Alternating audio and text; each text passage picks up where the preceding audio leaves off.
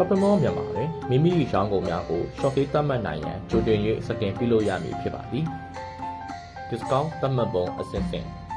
မိမိအကောက်ကို log in ဝင်ပြီး My Shop နေရာကိုနှိပ်ပါထို့နောက် Discount နေရာကိုနှိပ်ပါ Create New Button နေရာကိုနှိပ်ပါ Title နေရာတွင်မိမိပေးလိုသော Discount နှင့်အမည်ကိုရေးသားပါအမောက်နေရာတွင်မိမိအသုံးပြုလိုသည့် Shopee မျိုးစား percent သို့မဟုတ် fit ကိုရွေးချယ်ပါ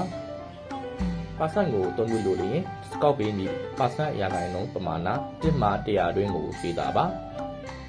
fit ကိုအသုံးပြုလိုလျင် fit ကိုရွေးချယ်ပြီးမိမိပေးလိုသည့် Shopee ငွေပမာဏကိုရေးသားပါအားလုံးပြီးပါကစိတ်နေရာကိုနှိပ်ပါ discount create ပြုလုပ်ခြင်းအောင်မြင်သွားပြီဖြစ်ပါသည်